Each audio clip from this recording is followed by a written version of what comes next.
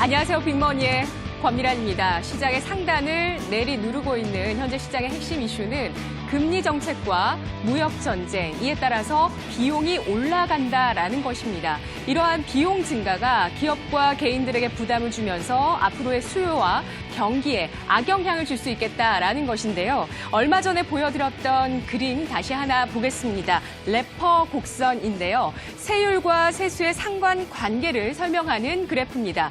세율이 일정 수준을 넘어서 가면 세수가 되려 감소한다라는 경제학자이자 서든 캘리포니아 대학 전 교수 아서 래퍼가 이야기하는 경제 이론입니다. 세율을 일정 범위까지 올렸을 때는 세수가 올라가지만 이 이상 세율이 올라갔을 때는 거둘 수 있는 세금이 오히려 줄어든다라는 논리를 이야기하는데요. 아서 래퍼는 미국 연방정부가 가장 큰 흑자를 거뒀었던 시기가 감세를 통해서 급성장을 했었던 바로 케네디 행정부 때 그리고 클린턴 행정부 때였다라고 이야기를 했습니다.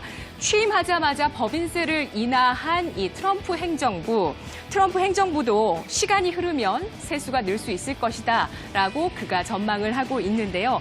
지난해 9월 말까지 2018 회계연도 미국 연방정부의 재정 적자는 7,790억 달러, 6년 만에 최대치 전년 대비 17% 증가를 나타냈습니다. 우리 돈으로 따지면 882조 원 규모고요.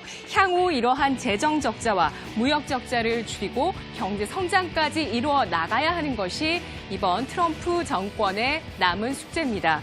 우리 정부도 일주일 사이에 혁신 성장, 규제 완화, 또 비전을 제시하고 기업인과 현장을 방문한 소통, 그리고 여러 가지 투자 촉진들을 계속해 나가면서 경제 현안 해결에 적극 나서는 모습을 보여줬는데요. 그런데 정부가 투자 확대에 대해서 지속적인 요구를 하고 있지만 사실 기업들에게는 투자를 확대하기에는 세금이 걸림돌이 되고 있다라는 지적이 나오고 있습니다. 기업들이 체감하는 가장 큰 투자 촉진 수단이 바로 세금이라는 건데요. 어제자 이데일리 일면 기사입니다.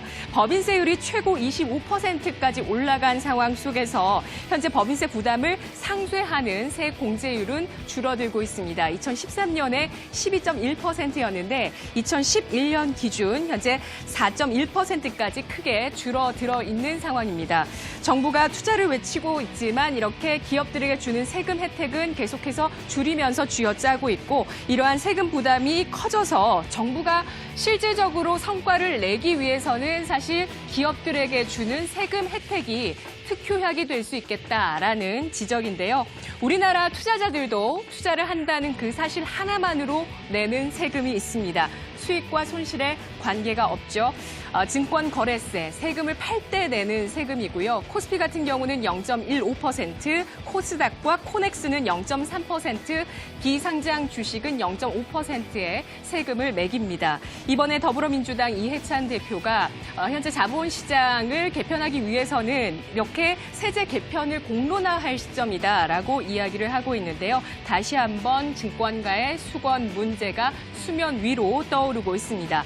증권거래세의 기원을 살펴보면 1930년대 대공황 시기인데요. 이때 당시에 증시가 너무 급락하다 보니까 미국 정부가 주식을 사고 팔지 못하도록 벽을 세운 것이 바로 이 증권거래세였고요. 자본시장이 건전하게 자리를 잡게 되면서 1960년대 이후 미국에서는 현재 부과하지 않는 것이 바로 증권거래세입니다. 소득이 있어야 세금을 거두는 것인데 사실 주식 투자에서 손실을 보는 것도 국가에 세금을 내야 한다니 이 투자자들 입장에서는 여러모로 참 부담인데요. 또 연말에는 대주주의 양도소득세도 있고요. 그리고 해외 주식 거래해보신 분들, 해외 ETF 거래해보신 분들 아시겠지만 또 이 거래 이후에 매매 차익이 있을 때 매년 1년에 한 번 22% 양도소득세도 내야 합니다. 금융시장의 세제 개편 일어나면서 좀 더 투자 거래가 활성화될 수 있을까요? 고령화 문제 대책을 이 금융시장 투자, 개인들의 투자로 인해서 좀 숙제를 해결할 수 있을까요? 앞으로 지켜보시죠.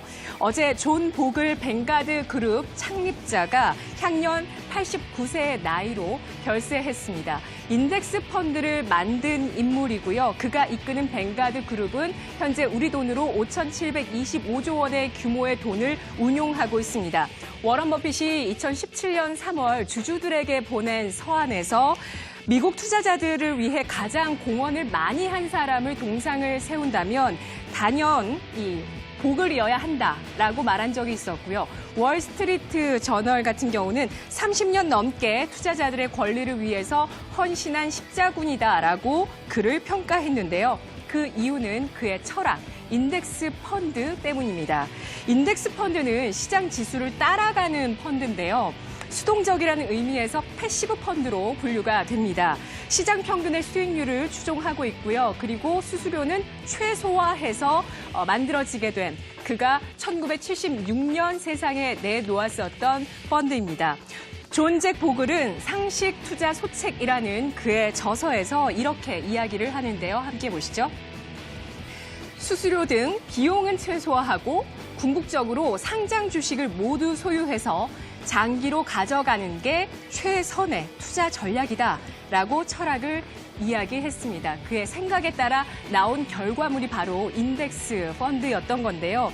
워런 버핏은 보글이 인덱스 펀드로 수백만 명의 미국 투자자들에게 수수료 부담을 덜어줬다면서 자신이 죽은 뒤에 아내에게 남기는 유산 거의 대부분은 S&P 500 지수를 추종하는 이 뱅가드 그룹의 인덱스 펀드로 남기겠다라고 이야기하기도 했었는데요.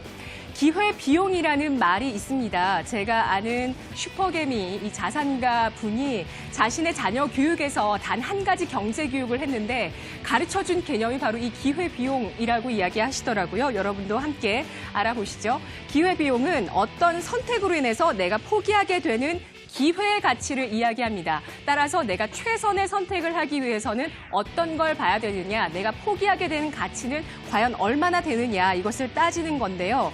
내가 종목을 선택하고 또 시장을 이기기 위해서 투입하는 그러한 많은 시간들, 또 그것으로 받는 내가 받게 되는 스트레스, 혹은 남에게 내 계좌를 맡기게 되면서 만들어지는 여러 가지 상황들과 가능성, 그리고 인덱스 자체에 투자하는 펀드에 그냥 장기적으로 돈을 묻어두는 것. 자, 이러한 기회비용을 따져봤을 때 지원국가, 우리나라, 그러니까 전 세계 지금 최고의 G1 국가의 지수를 추종하는 인덱스 펀드에 투자하는 것이 아무래도 최선의, 최고의 안전한 선택이 될 수 있겠다는 것이죠. 이러한 계산과 가치 평가를 모두 끝낸 워런 버핏은 자신의 유산을 여기에 남기겠다라고 이야기를 하는 겁니다. 존 보글의 명언으로 오늘 시간을 맞춰보도록 하겠습니다. 존 보글은 이런 말을 했습니다. 개인 투자자의 가장 큰 무기라고 할 수 있죠.